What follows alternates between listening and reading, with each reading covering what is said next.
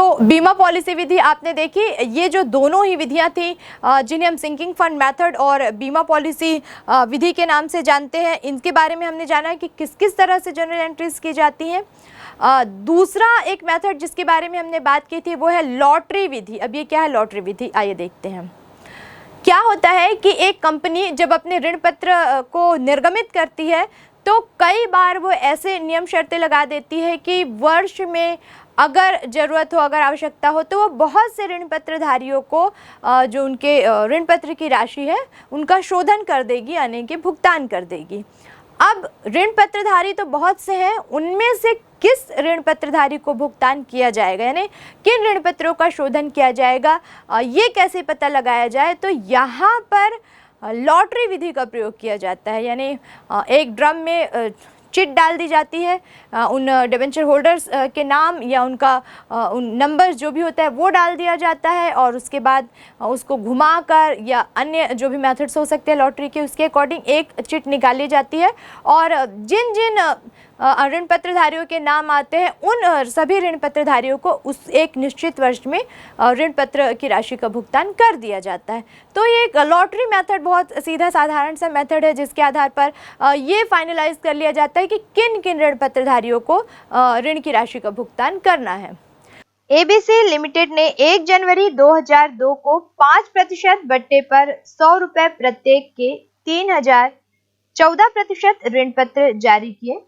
इन ऋण पत्रों पर ब्याज प्रत्येक वर्ष का 31 दिसंबर को देय है। यह ऋण पत्र 3 समान किस्तों में शोधनीय है और जो तीसरे, चौथे और 5वें वर्ष के अंत में देय है। कंपनी के खाता पुस्तकों में 14% ऋण पत्र खाता तैयार करें तथा ऋण पत्र निर्गमन का बट्टा खाता और ऋण पत्र ब्याज खाता तैयार करें। इस प्रश्न में क्योंकि 1 जनवरी 2002 को 5% बट्टे पर 3000 ऋण पत्र जो प्रत्येक 100 रुपए के हैं जारी किए गए हैं, ब्याज की तिथि इसमें दी गई है और इनका जो भुगतान है वो 3 समान किस्तों में किया जाना है। तो सबसे पहले यहाँ पर हम डिबेंचर अकाउंट बनाएंगे और क्योंकि डिबेंचर अकाउंट में हम क्योंकि 3 समान किस्तों में भुगतान करना है और इसकी जो टोटल अमाउंट है वो है 3000 अंशों के हिसाब से 100 रुपए का एक अंश यानी कि 3 लाख रुपए और क्योंकि 5% बट्टे पर उसको इशू करना है तो ये 15,000 रुपए यानी 3 लाख का 5% 15,000 रुपए इसका बट्टा आ जाएगा। और जनरल बेस पे अगर हम यहाँ पर डिबेंचर अकाउंट बनाएं तो यहाँ हमारी जनरल एंट्री हो जाती है debenture application account debit discount on issue of debenture account debit to 14% debenture account. तो यहाँ पर हम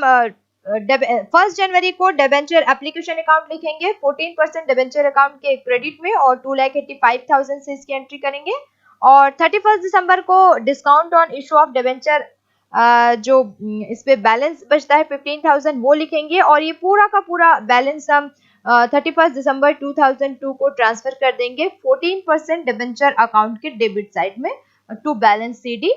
3 लाख से।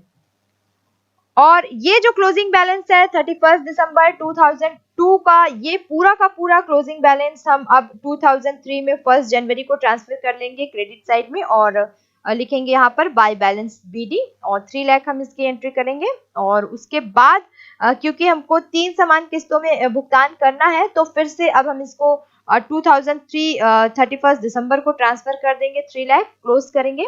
और 2003 का अकाउंट क्लोज करने के बाद वापस हम इसको 2004 में ट्रांसफर कर देंगे क्योंकि यहाँ पर 3 समान किस्तों में शोधनी है ये दिया गया है और यहाँ पे स्पष्ट लिखा गया है जो कि तीसरे, चौथे और 5वें वर्ष के अंत में देय होगा। तो तीसरे वर्ष तक हमको इसको बैलेंस को ट्रांसफर करते हुए लाना है यानी 2004 तक लाना है। तो 2003 से अब हम इसका बैलेंस ट्रांसफर करके 2004 1 जनवरी को लाते हैं बाय बैलेंस बीडी और 3 लाख से हम इसकी एंट्री करते हैं। और अब क्योंकि हमको यहाँ पे भुगतान करना शुरू करना है 3 लाख रुपए की अमाउंट है 3 समान किस्तों में देना है तो यहाँ पर हम कैलकुलेट कर लेते हैं कि 1-1 लाख रुपए हमको हर साल देना है। तो 2004 में हमने जो क्रेडिट साइड में 1 जनवरी को बैलेंस ट्रांसफर किया है 3 लाख का, उसको हम पेमेंट जब करेंगे तो 2004 दिसंबर 31 को यहाँ पर हमारी जो जनरल एंट्री होगी वो हो जाएगी 14% debenture account debit to bank. तो यहाँ हम 14% डिबेंचर अकाउंट के डेबिट साइड में लिखेंगे टू बैंक 1 लाख, और अब जो बैलेंस बचता है 31 दिसंबर 2004 को वो हम लिखेंगे टू बैलेंस सीडी, और 2 लाख से हम उसकी एंट्री करेंगे और 3 लाख टोटल करके क्लोज कर देंगे। अब ये जो बैलेंस है 31 दिसंबर का टू बैलेंस सीडी 2 लाख, इसको हम ट्रांसफर करेंगे 2005 में 1 जनवरी 2005 को बाय बैलेंस बीडी 2 लाख से, और फिर से हमको इसको 1 लाख रुपए पेमेंट कर देना है। तो अब फिर हम 1 लाख पे कर देंगे 31 दिसंबर को टू बैंक अकाउंट 1 लाख, और अब क्या बैलेंस बचता है 2 लाख में 1 लाख हमने पे कर दिया है, 1 लाख और बचा तो उसको हम बैलेंस में यहाँ पे लिख देंगे। टोटल 2 लाख करके हम 2005 का अकाउंट यहाँ पे क्लोज कर देंगे, और ये जो 1 लाख की अमाउंट है इसको हम ट्रांसफर कर देंगे 2006 में बाय बैलेंस बीडी 1 लाख, और फिर से हम तीसरी इसकी जो किस्त है वो 31 दिसंबर 2006 को पे कर देंगे 1 लाख रुपए टू बैंक अकाउंट और डेबिट साइड में 1 लाख से, और ये जो अब बैलेंस है ये बराबर हो गया। इसी तरह से हमको क्योंकि इंटरेस्ट ऑन डिबेंचर अकाउंट बनाने भी कहा गया है, तो इंटरेस्ट ऑन डिबेंचर अकाउंट जब हम बनाएंगे तो यहाँ पर क्योंकि हम देख रहे हैं कि 1 जनवरी 2002 को ये 5% डिस्काउंट पर इशू किया गया था, और इसकी जो टोटल अमाउंट है वो 14 इसकी जो टोटल अमाउंट है वो है 3000 into 100 यानी कि 3 लाख रुपीस, और इस पे जो इंटरेस्ट मिलेगा वो 14% मिलेगा क्योंकि 14% डिबेंचर इसका नाम है। तो जब 3 लाख का 14% यहाँ पर हम कैलकुलेट करेंगे 42,000 हमको यहाँ पर इंटरेस्ट मिलेगा, और ये जो इंटरेस्ट की जो अमाउंट होती है वो हम प्रॉफिट एंड लॉस अकाउंट में ट्रांसफर करते जाते हैं। तो इसके अकॉर्डिंग जब हम यहाँ पर एंट्री करेंगे तो हमारी जनरल एंट्री बेस पे अगर हम इसकी एंट्री करते हैं तो ये हमारी एंट्री हो जाती है interest on debenture account debit to bank account. तो यहाँ हम इंटरेस्ट ऑन डिबेंचर अकाउंट के डेबिट साइड में सबसे पहले लिखेंगे टू बैंक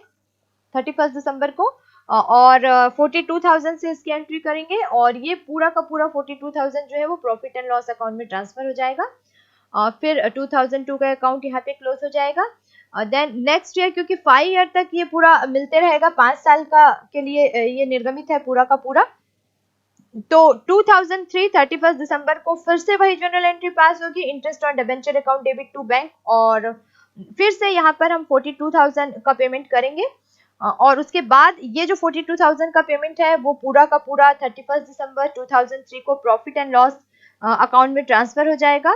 और फिर 2003 का प्रॉफिट एंड लॉस अकाउंट हम 42,000 से यहीं पे क्लोज कर देंगे, और उसके बाद 2004 31 दिसंबर को फिर से हम 3 लाख पे 14,000 इंटरेस्ट जो है वो कैलकुलेट करेंगे, और फिर उसको हम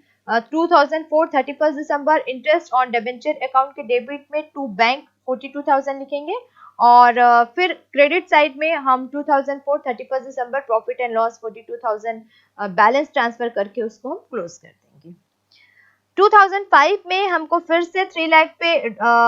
देना है इंटरेस्ट, लेकिन यहाँ पर हमको एक चीज का ध्यान ये रखना है कि अब जो 2004 की जो वैल्यू है वो जो है वहां पर हमने 1 लाख पेमेंट कर दी है, और अब जो बच रहा है अमाउंट वो केवल 2 लाख की अमाउंट बच रही है क्योंकि 1 लाख रुपए पे किया जा चुका है, पहली किस्त यहाँ पे हम कर चुके हैं। तो बाकी जो 2 लाख रुपए बचा है केवल उस पे ही 14% हम कैलकुलेट करेंगे। तो ये 28,000 से ही इसकी कैलकुलेशन हमको करनी है, 2 लाख इंटू 14% 28,000 से ही कैलकुलेशन करनी है, और एंट्री भी 28,000 हमको यहाँ पे पास करनी है। तो यहाँ पर क्योंकि जनरल एंट्री हो जाएगी interest on debenture account debit to bank, तो इंटरेस्ट ऑन डिबेंचर अकाउंट के डेबिट साइड में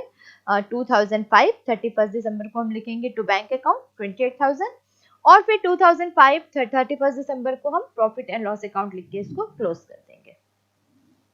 अब नेक्स्ट ईयर 2006 में हमने जब 14% डिबेंचर अकाउंट बनाया था तो वहां पे हम देख रहे हैं कि 2006 में जो बैलेंस बचा है वो केवल 1 लाख का ही बचा है। तो अब हमको जो इंटरेस्ट मिलेगा वो केवल 1 लाख पे ही है। तो ये जो 1 लाख है इस पे जब हम 14% इंटरेस्ट कैलकुलेट करेंगे तो ये हो जाएगा 14,000। तो अब हम इसकी एंट्री करेंगे इंटरेस्ट ऑन डिबेंचर अकाउंट के डेबिट साइड में 2006 31 दिसंबर टू बैंक 14,000, और फिर हम इस 14,000 को प्रॉफिट एंड लॉस अकाउंट में ट्रांसफर कर देंगे। तो 2006 दिसंबर 31 by profit and loss account 14,000 से क्लोज कर देंगे।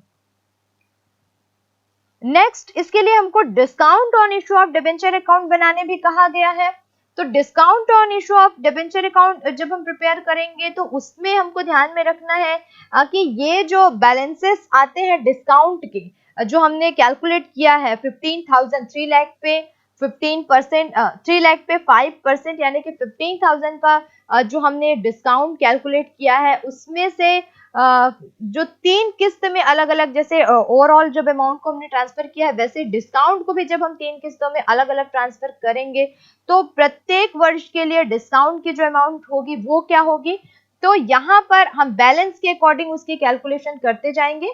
तो सबसे पहले यहाँ हम देख रहे हैं कि हमने जब discount on issue of debenture account बनाया तो 31 दिसंबर को discount on issue of debenture account के लिए सबसे पहले जो डिस्काउंट का बैलेंस है 1 जनवरी 2002 को 15,000 वो हम डेबिट साइड में ट्रांसफर करेंगे। तो discount on issue of debenture debit side में आ जाएगा 1 जनवरी 2002 टू बैलेंस बीडी 15,000, और इसका 25% भाग हमको क्योंकि प्रॉफिट एंड लॉस अकाउंट में ट्रांसफर कर देना है तो वो हम ट्रांसफर कर देंगे। जैसे कि वीडियो में हमने देखा 31 दिसंबर को प्रॉफिट एंड लॉस अकाउंट 15,000 का 25% 3,750, और बाकी जो बैलेंस बचा वो हम नेक्स्ट ईयर ले जाएंगे। तो 31 दिसंबर को बाय बैलेंस सीडी 11,250 यानी 15,000 में से जब हम 3,750 माइनस करेंगे तो 11,250 का बैलेंस आएगा डिस्काउंट अकाउंट का, और फिर टोटल 15,000 से हम इसको क्लोज कर देंगे। अब ये जो 11,250 जो बैलेंस है डिबेंचर अकाउंट का, इसको जब हम डेबिट साइड में ट्रांसफर करेंगे यानी 2003 में, तो फिर हम यहाँ पे जनरल एंट्री करेंगे 1 जनवरी टू बैलेंस बीडी 11,250, और 2003 में 31 दिसंबर को फिर से 25%, क्योंकि टोटल जो अमाउंट रहती है उसका 25% हमको यहाँ ट्रांसफर करना है, तो फिर वही amount by profit and loss account में हम 31 दिसंबर 2003 को ट्रांसफर करेंगे 3,750, और 11,250 में से जो बैलेंस बचता है 3,750 उसको हम यहाँ पर माइनस कर देंगे। तो ये जो बैलेंस हमारा बचेगा वो हो जाएगा 7,500, और फिर जो 2003 का डिस्काउंट अकाउंट है उसको हम 11,250 से क्लोज कर देंगे। अब 2004 में ये जो 7,500 का बैलेंस है उसको हम डेबिट साइड में ट्रांसफर करेंगे 1 जनवरी टू बैलेंस बीडी 7,500, और फिर से 25% जो 15,000 का हमने कैलकुलेट किया था वो बैलेंस हम प्रॉफिट एंड लॉस अकाउंट में पहले ट्रांसफर करेंगे 31 दिसंबर को by profit and loss account 3,750, और फिर 31 दिसंबर को इसका जो बैलेंस है 3,750 वो हम यहाँ लिखेंगे, और इस तरह से हम यहाँ पे देख रहे हैं कि हमारा जो discount on issue of debenture account है वो यहाँ पे क्लोज हो जा रहा है।